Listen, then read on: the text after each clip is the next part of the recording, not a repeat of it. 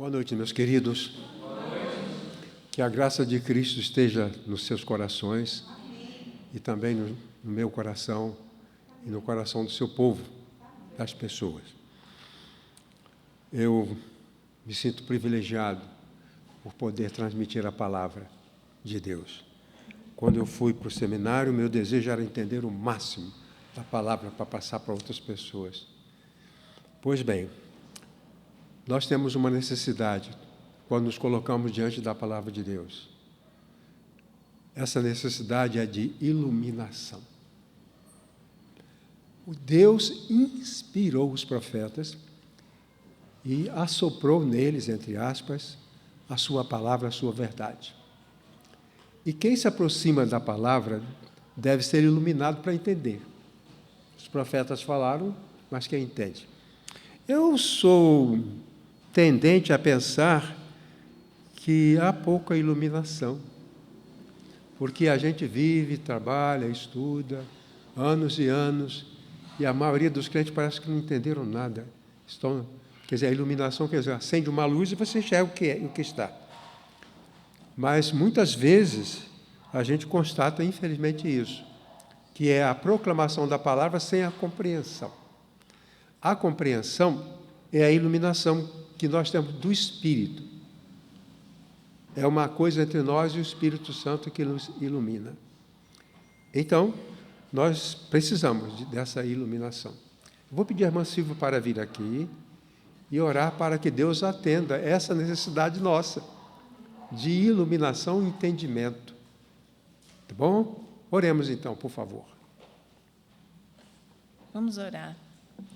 Pai amado, aqui estamos reunidos, ó Deus, para te buscar nesse instante e te pedirmos, ó Deus, ilumina-nos, ó Pai. Queremos entender a tua palavra, queremos, ó Deus, saber o que o Senhor quer dizer aos nossos corações. Que o teu Espírito Santo, ó Deus, nos ilumine nesse instante e todas as vezes que estivermos em contato com a tua palavra. Pedimos perdão dos nossos pecados e te agradecemos no nome de Jesus. Amém. Muito bem. O nosso texto de hoje está no livro dos Salmos, primeiro capítulo do livro dos Salmos. Eu acho que não é por acaso que este é o primeiro salmo da coleção dos 150 salmos. Bem-aventurado o homem que não anda segundo o conselho dos ímpios, nem se detém no caminho dos pecadores e nem se assenta na roda dos escarnecedores. Mas tem sua alegria na lei de Deus. E nessa lei ele medita de dia e de noite. Senta aqui desse lado, Estela, eu quero ver você por inteiro. Isso. Eu preciso ver o meu ouvinte, preciso. Eu tenho uma necessidade de olhar para você e ver seu rosto, seus olhos, sua boca. Eu preciso, porque isso me faz comunicação. Então, toda vez que alguém senta assim meio difícil e fica virando o rosto, não era esse o caso seu, é mais implicância minha. Mas eu não sei como o pessoal não fica com torcicolo, fica assim, o pastor está lá e está aqui. Não faz isso não, por favor. Pois bem, então este livro dos Salmos é o Salmo das Canções e tem várias finalidades. O salmo que lemos hoje é um chamado salmo didático, de composição ética. É um salmo que fala do comportamento. Dois tipos de comportamento. O comportamento ligado à nossa relação com as pessoas más e o nosso relacionamento com a lei de Deus. Relacionamento com as pessoas, relacionamento com a lei de Deus. Esse é o teor dos 2 primeiros versículos do livro dos Salmos. Os irmãos já acompanharam a leitura. E aí eu coloco o meu tema, a pessoa a quem Deus elogia. Este tema não é um tema novo, eu já tenho tratado de outras vezes. A pessoa a quem Deus elogia. O elogio é muito importante. Muito importante. dos relacionamentos humanos. Elogio é eulogia. Eulogia é uma palavra grega que significa falar bem de uma pessoa. Exaltar a pessoa. A palavra elogio é sinônimo de bênção. Então, elogiar é também abençoar. A ideia aqui é que o que nós falamos a uma pessoa pode modificar a sua vida para o bem. Isso é que eu elogio. Deixa eu contar uma coisa que já contei para os irmãos. A irmã Bernadette estava cuidando de umas crianças que não conseguiam ser alfabetizadas, aqui do lado dessa sala. E tinha um menino lá, e eu me dirigi a ele a palavra, e falei, você vai estudar, você veio aprender, você veio porque você precisa saber ler. E ele falou assim, eu não vou conseguir. Minha mãe disse que eu sou burro. No livro de Jeremias, a gente encontra uma passagem que fala que as pessoas querem matar o profeta pela fala. Vamos ferir o profeta falando coisas ruins para ele. A igreja é um lugar bom, porque aqui não falamos nada que seja deletério, nada que seja destrutivo. A palavra da igreja tem que ser uma palavra construtiva. E eu falei para o menino, não, você não é burro, não. Você é um menino como os outros. Tem alguma coisa que atrapalha você, mas você vai aprender. Você vai se tornar um bom menino, você vai crescer, você vai aprender, você vai ser um homem de valor. Ele falou, não vou ser, não. Meu pai disse que eu não presto. Isso é maldição. Isso é maldição. A mãe diz, você é burro, e o pai diz, você não presta. A palavra de Deus tem elogios de Deus para nós. A bênção. Bênção isso. Abençoar é falar bem, amaldiçoar é falar o mal. Aqui Deus fala bem de certas pessoas. O elogio. Deus elogia certas pessoas. Então vamos prosseguir. Já falamos o tema, os irmãos já entenderam, já guardaram o tema, e nós vamos prosseguir.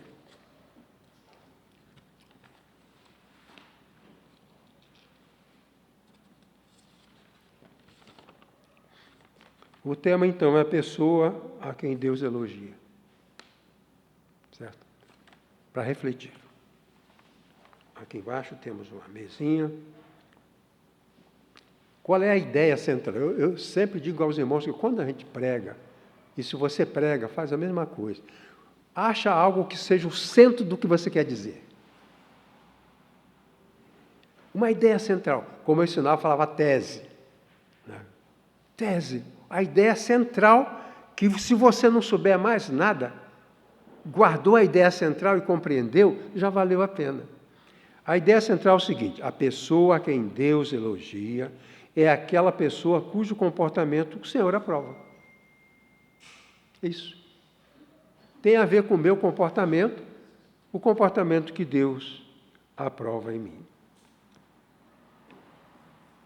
Introdução. Todo ser humano, para viver bem, precisa desfrutar de autoestima. Precisa gostar de si mesma. Ninguém pode viver bem se não gosta de si mesmo. Você tem que olhar no espelho e dizer, gosto de você. Porque se uma pessoa não tiver essa autoestima, ela não vai para frente. Se o menino escuta que ele é burro e que ele não presta, não pode ir para frente. Como é que pode? Então, nós precisamos do elogio. Para isso, é necessário que, desde a infância, receba elogios, mensagens de valorização. O elogio, eulogia, boa palavra, pode vir de qualquer pessoa com quem nos relacionamos. No entanto, o mais importante elogio é aquele que nós recebemos de Deus, nosso Senhor. Pastor Edson pode me elogiar, Iracema pode me elogiar, mas se Deus não me elogia, e para Deus me elogiar vai depender do meu comportamento. Estava conversando com o Iracema sobre coisas na igreja ruins, maus comportamentos, destruições, traições, deslealdade que acontece nas igrejas. E essas coisas demonstram que não há uma absorção plena daquilo que é dito na palavra de Deus.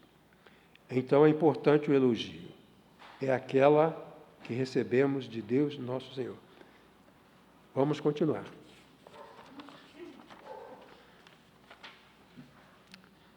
A palavra bem-aventurado expressa a opinião positiva de Deus a nosso respeito, em forma de exclamação.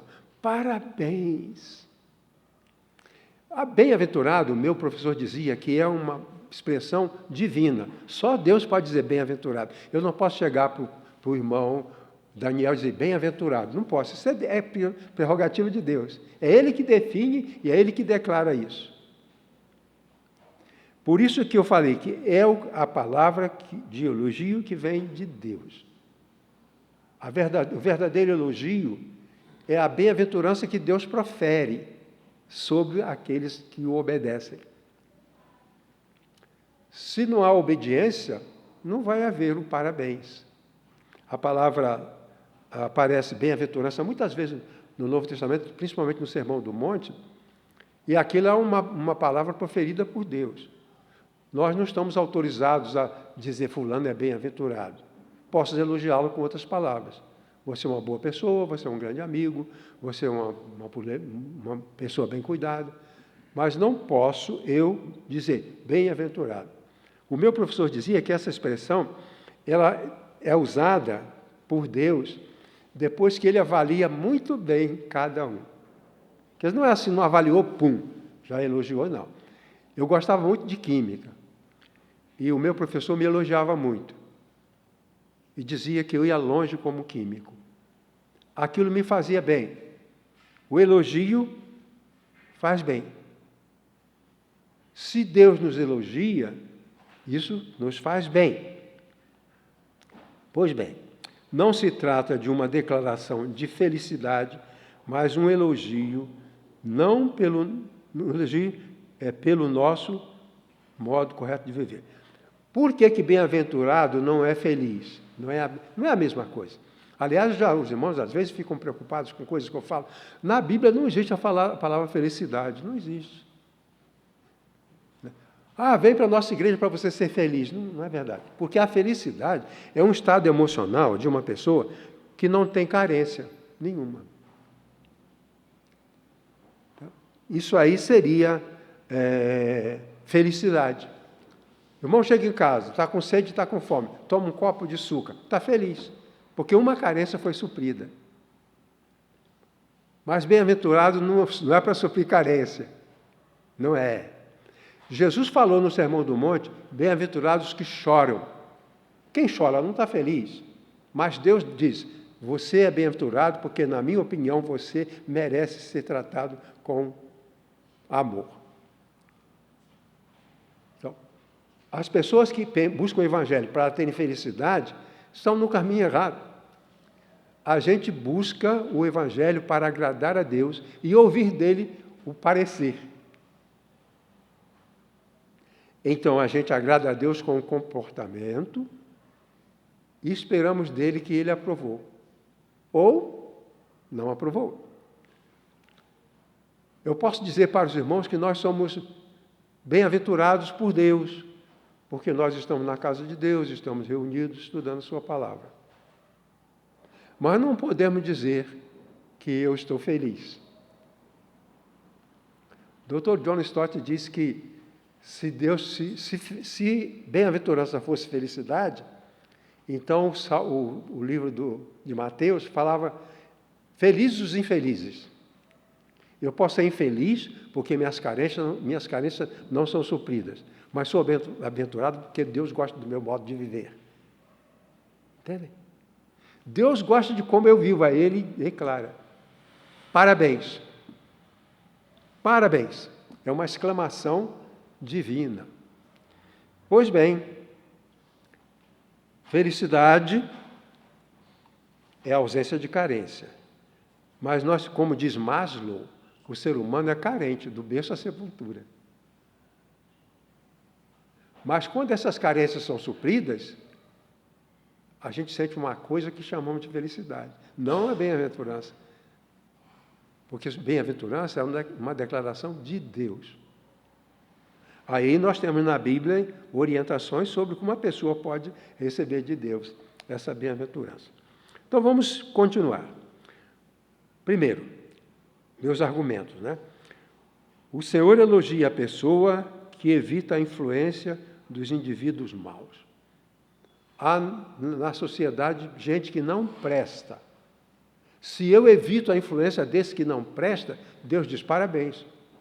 Você não foi beber cachaça, você não foi tomar, usar droga, parabéns. Os perversos chamaram para fazer um assalto, você não foi, parabéns. Parabéns é isso. A bem-aventurança é isso. É o parabéns de Deus pelo nosso comportamento diante do padrão que Ele estabeleceu. Entendeu? Pois bem, então o Senhor quer que nós evitemos a influência dos maus. Quem são esses maus? O Senhor, Ele diz, bem-aventurados o que não anda no conselho dos ímpios. Esses indivíduos maus são chamados de ímpios, pecadores e escarnecedores. Temos de evitar a influência dos ímpios, dos pecadores e dos escarnecedores. Aí, se eu faço isso, Deus diz, parabéns. Agora, se eu deixo alguém, mesmo que seja um pastor, me fazer ingerir um copo de bebida, ou ficar olhando prostitutas, ou ficar olhando outras coisas ruins, aí, nesse caso, eu não vou ser bem-aventurado. Então, bem-aventurado o homem que não anda segundo o conselho dos ímpios. Esses indivíduos maus são chamados de ímpios, pecadores e escarnecedores. São 3 tipos de pessoas, das quais, se nós nos protegermos, Deus vai dizer, parabéns, o seu chefe mandou você fraudar, você não fraudou, porque ele é o ímpio e propõe o caminho dele para você. Aí Deus, parabéns, vai ser demitido, perdeu o seu salário, mas parabéns. É o elogio de Deus para aquele que faz conforme Ele fez. As pessoas que devem ser evitadas são chamadas de ímpios, pecadores e escarnecedores. São 3 tipos. O ímpio é o perverso mau criminoso. A maioria deles está na cadeia. Aquele é o ímpio. Não devo aceitar o planejamento de vida que ele faz. O ímpio. Lá no Rio de Janeiro, uma moça se apaixonou por um bandido. Deus não dá os parabéns, porque você faz opção pela companhia de um criminoso condenado. Aqui em São Paulo, os jovens da primeira igreja foram fazer uma visita aos presos. E uma moça se apaixonou por um bandido e se casou com ele lá dentro da prisão, no Carandiru. Deus não dá esses parabéns. Se você entra no conselho dos maus, assimila o comportamento dos maus, Deus não vai dizer parabéns. Não vai dizer. É isso que o salmista está dizendo. O conselho dos ímpios aqui, o ímpio não somente ele pratica o mal, mas ele planeja o mal e expõe o seu planejamento. Então, o Senhor elogia a pessoa que não se comporta de acordo com as práticas de indivíduos declaradamente criminosos. Se é um criminoso declarado, nós não podemos nos associar aos seus planos, aos seus projetos.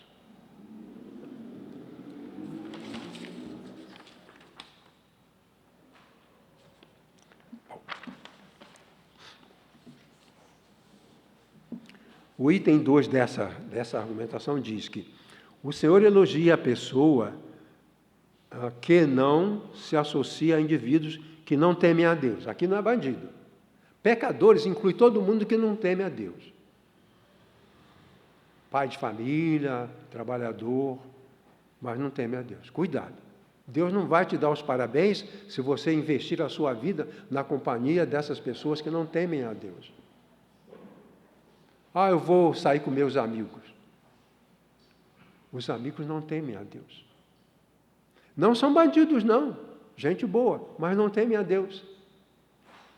E o salmista diz que Deus não gosta que a gente se relacione de forma corriqueira, de forma costumeira. Deus não se satisfaz por isso. Então, o Senhor elogia a pessoa que não se associa a indivíduos que não temem a Deus. Então, esses que não temem a Deus são os pecadores. Não se detém no caminho dos pecadores. Os pecadores não são indivíduos declaradamente conhecidos como criminosos. São todas pessoas que levam uma vida sem Deus. Pessoas que não temem a Deus. Essas pessoas podem, mais cedo ou mais tarde, revelar sua face criminosa. Teoricamente, qualquer pessoa sem Deus está sujeita ao crime, porque ela não tem Deus, ela não tem rumo. Ela não tem rumo. Quando eu aceitei o Evangelho, meu caminho era assim. Vem para cá, ficou estreito. Com esse eu não convivo, com esse eu não convivo. Eu não ando nesse conselho dos ímpios. Então, os pecadores são essas pessoas. E o outro argumento é que o Senhor elogia a pessoa que não pratica o companheirismo com os escarnecedores. Os escarnecedores são pessoas boas e até estão na igreja, mas não respeitam as coisas santas. Vou te dar um exemplo. Um irmão falou para mim assim: pastor, a gente ia à igreja todo domingo, a gente cantava, mas o senhor estava enganado com a gente. A gente ia lá por causa de companheirismo, por causa de amizade. Mas a gente não queria saber de oração, pastor. A gente não queria saber de louvor. A gente ia lá para compartilhar aquela convivência, mas depois a gente ia fumar maconha. Falou para mim. O senhor estava muito enganado com a gente. O senhor pensava que nós éramos cristãos de verdade. Esse é o escarnecedor, que zomba das coisas santas. Uma coisa que eu vou dizer. Em alguns lugares, esses escarnecedores até publicam o seu comportamento. Então, eu faço o seguinte, eu vou pegar o João, eu vou pegar o filho do do pastor irmão, o Everton, e vou pegar a irmã Expedita. Aí levo eles para o bar. Já terminou o culto, bota a senhora no meu carro, bota você no meu carro e vão para o bar. Aí ficamos na mesa de cerveja. Aí eu filmo aquilo e boto na rede. Esse é o escarnecedor, que ele zomba das coisas santas. Deus não dá os parabéns para aquele que se deixa levar pelos escarnecedores. O escarnecedor é aquele que alega ser um cristão, mas se comporta de forma a zombar de Deus e a zombar das coisas santas. Escarnecedor é aquele que não respeita as coisas santas. Havia um moço que vinha aqui na igreja há muito tempo, isso faz muito tempo. Ele ia fumar ali na frente do portão. Está escarnecendo. Isso aqui é a casa de Deus. E ele está acostumado a vir aqui, por que ele vai fumar na frente do templo? O escarnecedor é esse. E Deus fala assim, fica fora desse pessoal. Não vai para o bar tomar cerveja e botar nas redes que você está lá tomando cerveja. Isso é escarnecimento. Isso é zombaria de Deus. E Deus só vai abençoar esse que não pratica o companheirismo com os escarnecedores. Então, nem se assenta na roda dos escarnecedores. É interessante porque a palavra roda é um grupo de pessoas sem compromisso. Roda de samba. A pessoa não tem nenhum compromisso, fica lá. Aquele que não tem compromisso acaba se tornando um escarnecedor. E esse escarnecedor não recebe elogio de Deus. Não recebe. A gente pode nem perceber, achando que ele está numa boa. Mas ele não está recebendo o aval de Deus. Deus não dá os parabéns para aqueles crentes escarnecedores que vêm ao culto e depois vão tomar cerveja ou usar maconha. Esse é o escarnecedor. Pois bem. Os escarnecedores não são criminosos e nem são considerados pessoas sem Deus. São membros de alguma igreja evangélica, no entanto, são levianos no trato com as coisas de Deus. Não tem parabéns para esse. Esse não recebe os parabéns. Então, os ímpios estão nas prisões. Fora, fica fora. Eles são criminosos. Os pecadores estão espalhados pela sociedade sem Deus. Podem revelar o seu lado criminoso. Qualquer pessoa sem Deus é criminosa, é perigosa. Qualquer pessoa sem Deus é perigosa. Então, a moça se engraça do homem lá, feminicídio. Como tem? Porque as pessoas se associaram com esses pecadores que no momento não são, mas podem revelar. O criminoso já está na cadeia, o pecador não está na cadeia, mas não quer dizer que ele amanhã ou depois não mate uma pessoa. Deus é rigoroso. Eu vou te dar os parabéns, mas se você não ficar envolvido com os pecadores. Os escarnecedores estão ligados às igrejas, mas sem respeito para com as coisas de Deus. Sem esse respeito. Quando eu estava no seminário, o nosso seminário era assim, na rua embaixo tinha um colégio batista. E tinha ao lado do colégio batista a rua que subia para o seminário. Eu estava um dia ali, passando, e tinha uns alunos conversando. Aí, conforme eles me viram, eu falei, não fala assim não, está passando um seminarista. Com respeito. Respeito com as coisas sérias. O seminarista é uma coisa séria, uma pessoa séria. O pastor é uma pessoa séria. E eles não podem falar palavrão se está passando um seminarista. Agora, se o seminarista mesmo fala um palavrão, aí os garotos da rua vão sentir no direito de falar palavrão para ele. Então, esses escarnecedores estão ligados ao desrespeito para com as coisas de Deus. Às vezes, durante o culto, tem gente escarnecendo. Não está nem aí para o que está acontecendo. Não quer entender, não quer compreender. Está com a cabeça lá fora, esperando a hora de sair para fumar sua maconha. Pois bem. Bom, agora, falar sobre o elogio à pessoa que é plenamente ligada à lei de Deus. Deus elogia essas pessoas. O Senhor elogia a pessoa que é plenamente ligada à lei de Deus. Antes, olha o oposto, né? Antes tem o seu prazer na lei do Senhor, e na sua lei medita de dia e de noite. Então, o certo é a gente sair do culto, lembrando do que foi dito, e chegando em casa, dar ler a passagem que o pastor pregou, procurar estudar, fazer alguma anotação. Ele tem prazer na lei do Senhor. E o que o Senhor faz? Parabéns. Isso é que nós estamos aqui falando do que Deus espera de nós.